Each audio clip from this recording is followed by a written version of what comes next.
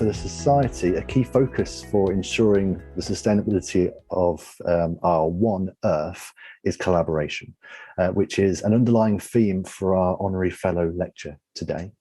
I'd like to therefore introduce Professor Ian Barker, who received his Honorary Fellowship last year. Ian is a chartered environmentalist registered with the Institute of Water.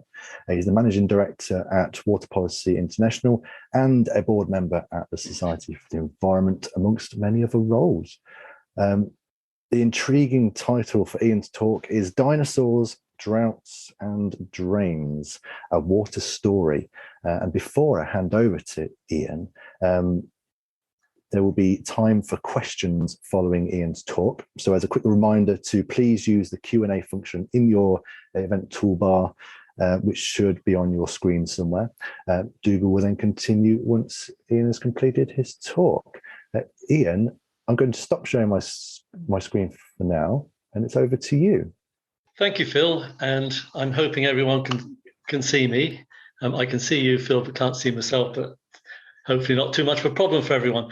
I was delighted to have been asked by colleagues at Society for the Environment to give this lecture, only 15 or so minutes, so I don't have very long. I couldn't really say no because I'm part of a Society for the Environment group, which is looking at how we can get our honorary fellows to do more for the society. So really, it was a question of having to say yes. And then, of course, had to think of a topic. And you might be intrigued around the title, Dinosaurs, Droughts and Drains. You might also be intrigued why I'm standing here holding this rock. I haven't completely lost the plot, probably. But just think about the dinosaur element of the title first.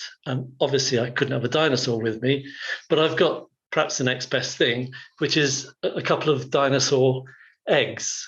Now, these two little chaps never quite made it into the world, and they existed about 5 million years before the meteorite hit this planet. But dinosaurs tell us two really important things, and I'll put that down because it's blooming heavy. The first thing that dinosaurs tell us is that you're never too big or too successful to be wiped off the face of the earth. And the second thing that they tell us, and this must be true because it was in the Daily Mail a few years ago, is that all of us have drunk dinosaur pee. And that is actually based on some sort of scientific fact, which is that all the water on our planet was part of the planet at about the time that the planet itself formed 4.5 billion years ago. So we have a finite amount of water, give or take a molecule or three. And you might think then, okay, so what's the problem? Because we all hear so much about the challenges of managing scarce water resources. Because we all know about the water cycle and the way that water goes round and round in that cycle of evaporation, precipitation, runoff back into the oceans and evaporation again.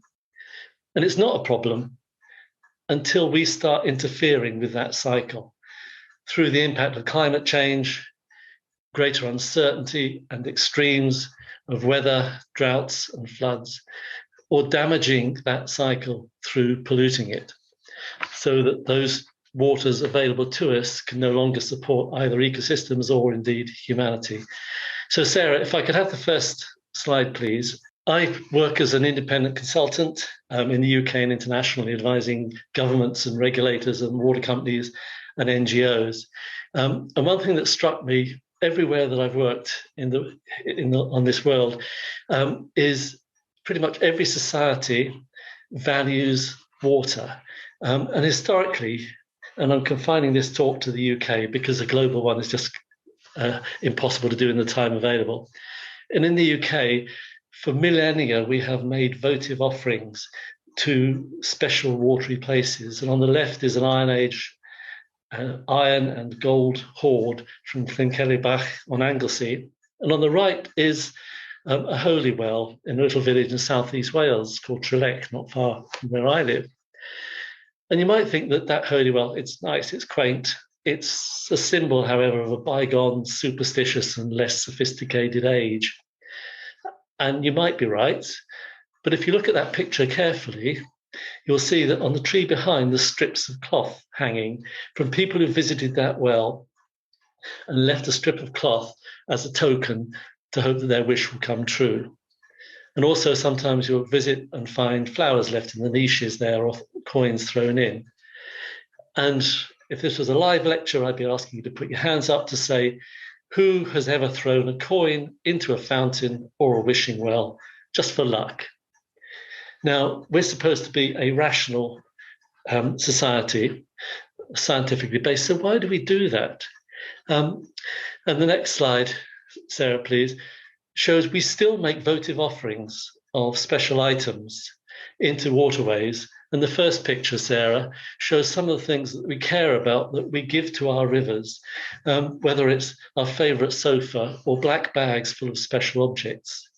But we also think that wildlife is important. And the next picture, Sarah, shows just how much we want to provide that wildlife with novel and interesting things to eat.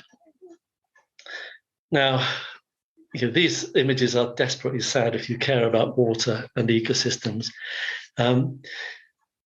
So, what do we really think about water if we're prepared to do this to the waters on this planet? And Sarah, the next slide will give us an understanding of what people think.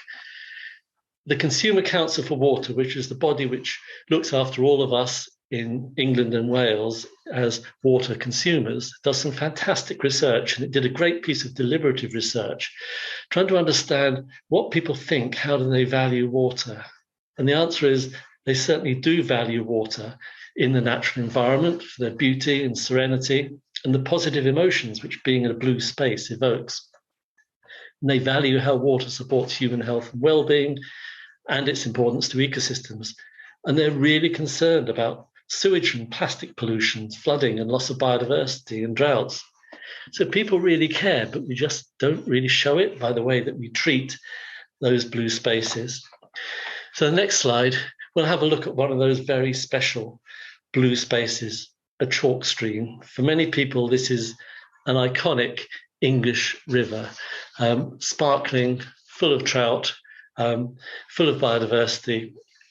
And in England, we hold 80% or so of the global stock of this type of river. It's a unique ecosystem. There's a few in northern France and a couple in Denmark, but overwhelmingly, this rare and fragile habitat is a peculiarly English phenomenon. That's what they should look like.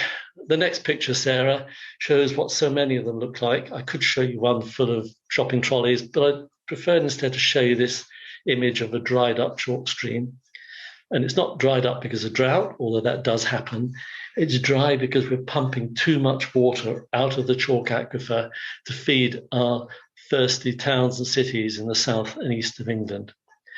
And the next slide shows that the problem, groundwater is pure, cheap, easily accessible. And since the Second World War, our abstraction from the chalk has increased hugely. So the map on the left shows the distribution of the chalk going from the Isle of Wight up through Hampshire, the Chilterns around London, and right up into the wolds of Yorkshire, painted so well by David Hockney.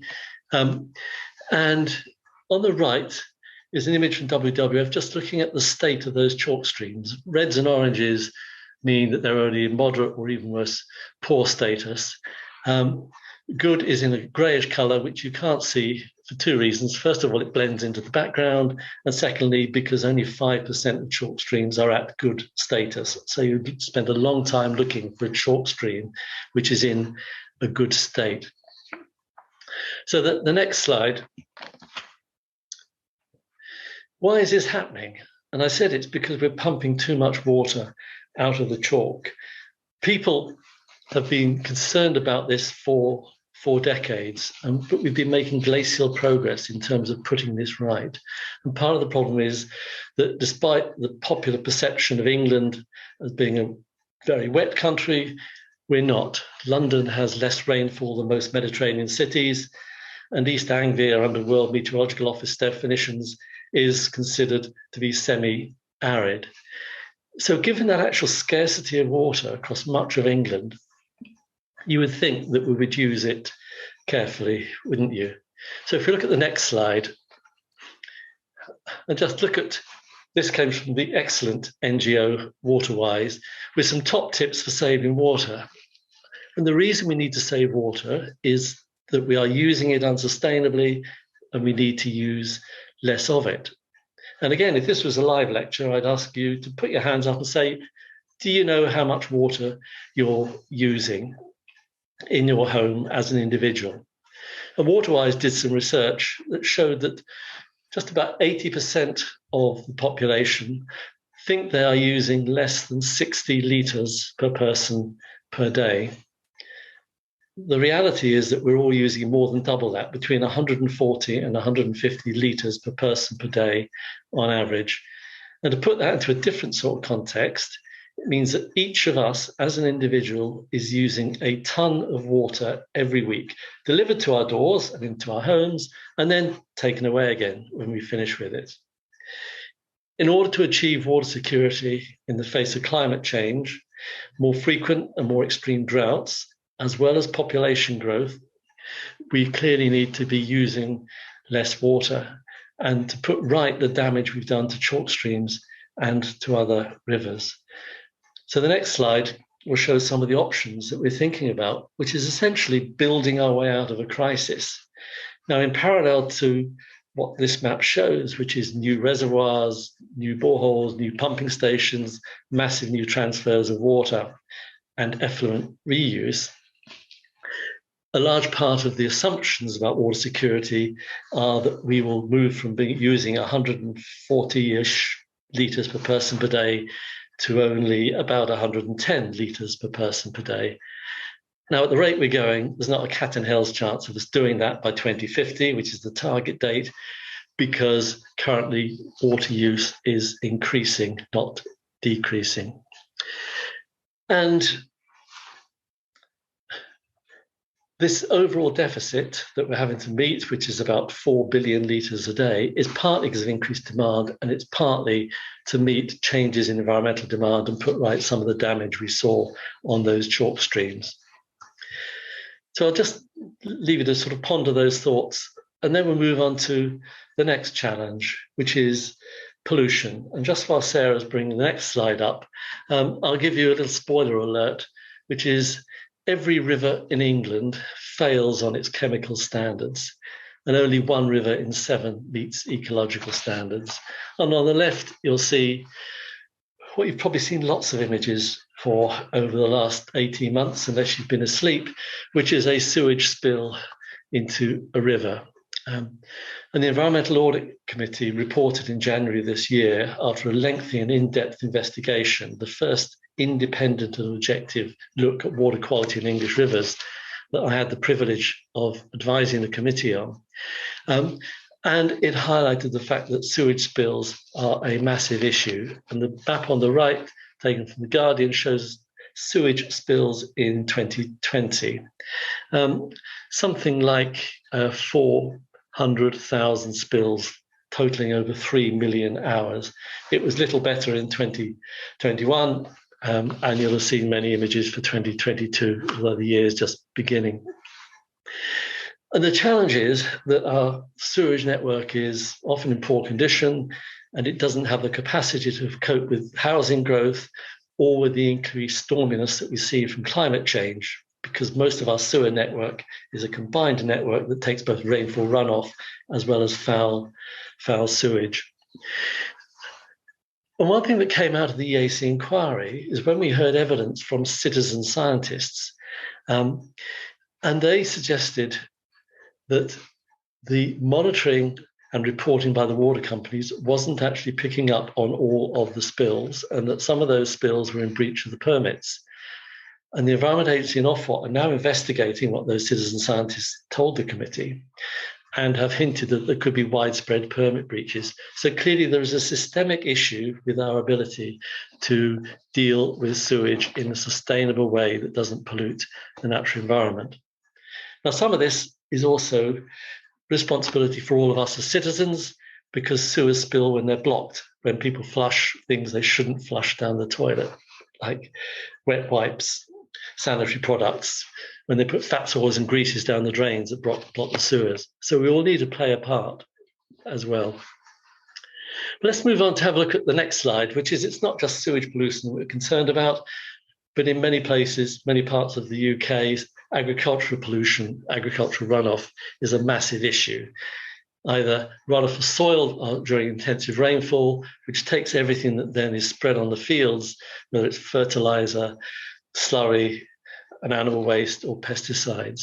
And on the right, you'll see a picture of the River Wye, that beautiful river that winds down through the Welsh-English borders, which is a pea green colour from eutrophication, from excessive fertilizers getting into the river, causing an algal bloom that just kills everything in the river.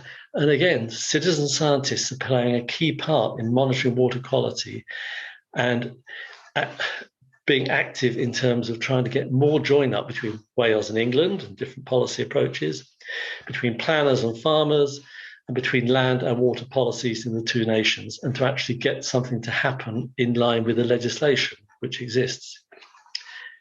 So let's move on and have another look at pollution. And every time, Sarah, when you go into ATS or QuickFit to get your tyres changed, do you ever pause to think, what's happened to all the rubber on my tyres that's worn off? When you get your brake pads or brake discs renewed, do you ever think about what's happened to all the material that's worn off? And the answer is, of course, it all drops down onto the highway. Some goes into the atmosphere, but that's another story. And then when it rains, it washes off from the highway into a highway drain, and then it ends up in a river. So this cocktail of pollutants, a toxic mix of microplastics, metals, and hydrocarbons, goes through the network of highway drains into our river system. And of course, everything that goes into a river ultimately ends up in the ocean. Now, the highways network, if you look just at the strategic road network operated by national highways, there's over 18,000 outfalls to rivers. Only 4,000 of those have any mitigation.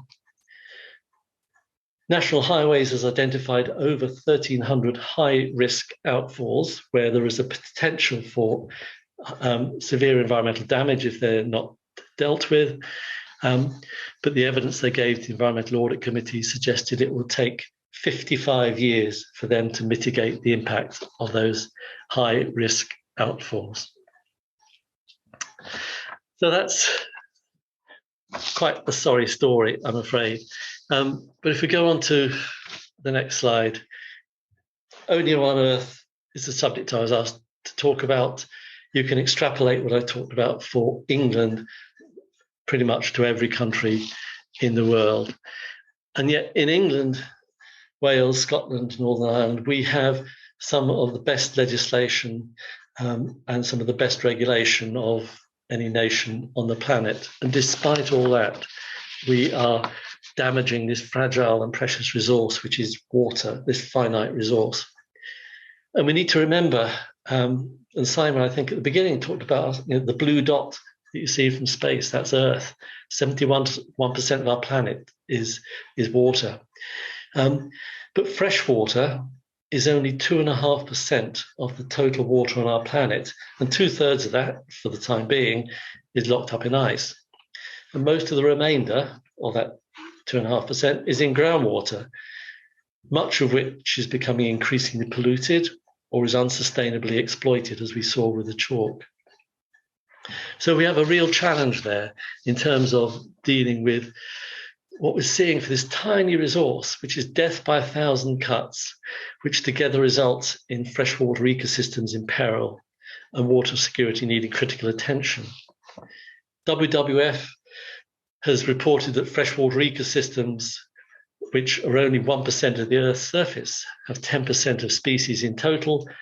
And in terms of vertebrate populations of mammals and amphibians and fish, 1/3 of all species globally are at risk of extinction.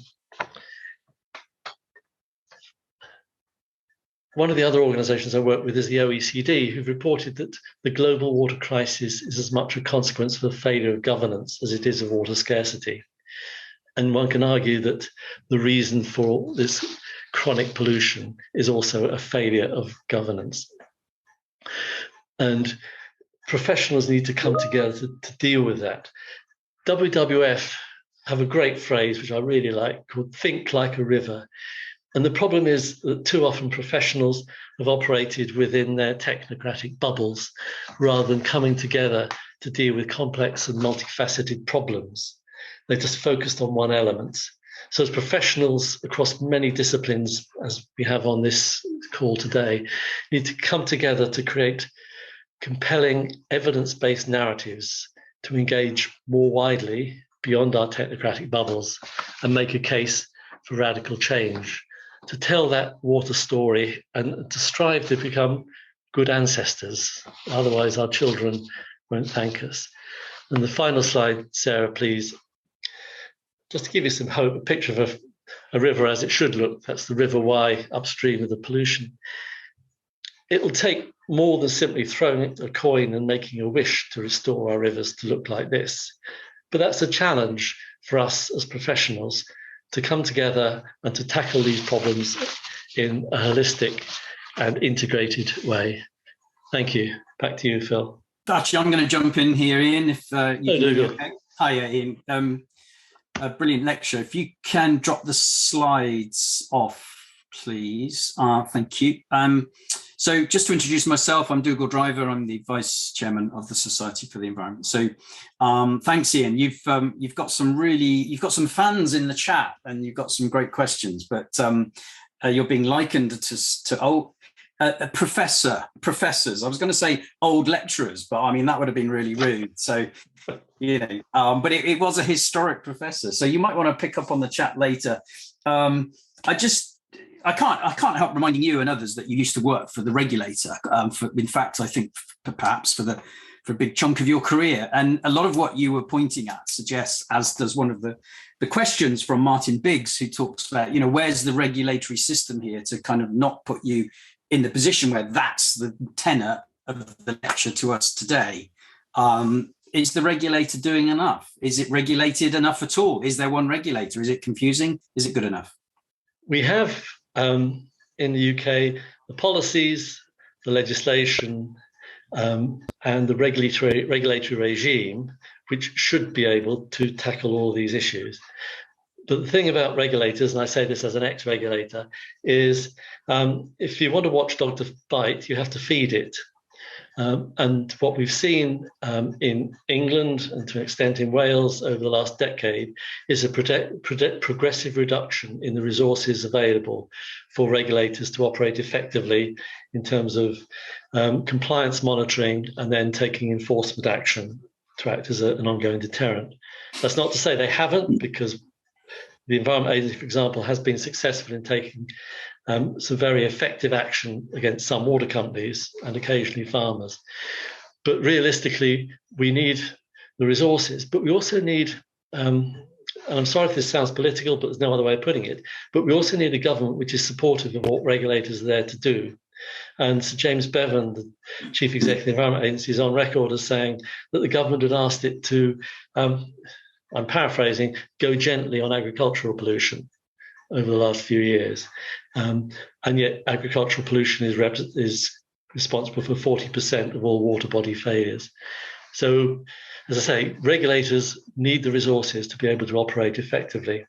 And so a while ago, I ran a conference which had the theme of how can we make regulators redundant? And senior representatives of all regulators of England, Scotland, and Wales were there, to their credit. And we make regulators redundant by those who use and would otherwise abuse the environment can be trusted not to do so. And that's what we need to aim for, which is getting that level of understanding and commitment and cooperation in order to protect the fragile environment I was talking about.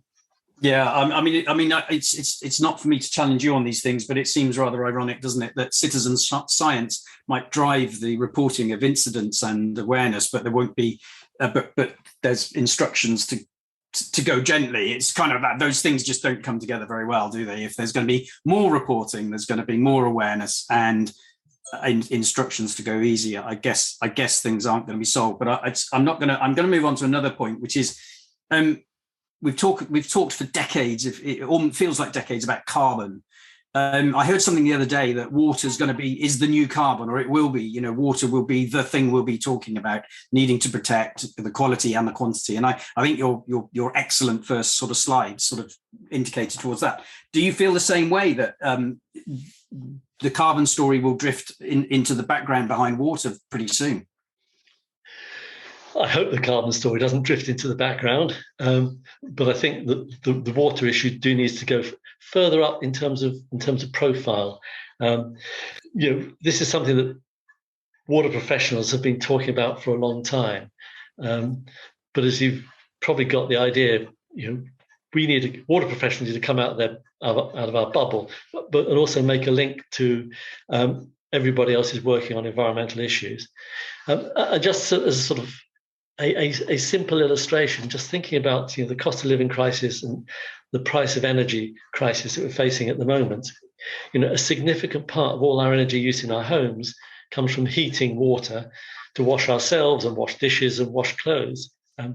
So better use of energy, more energy efficiency is really good in terms of water consumption as well, and vice versa. And we're not very good at just making that simple join up in terms of water and energy use within the home. And doing that would help to go a long way as well, I think, towards reducing water use and improving water security. You get into a virtual circle then. Yeah. I think when you start to compartmentalize, everyone just focuses on one thing because it's easier. If you join things up, you can get so many win-wins. Yeah.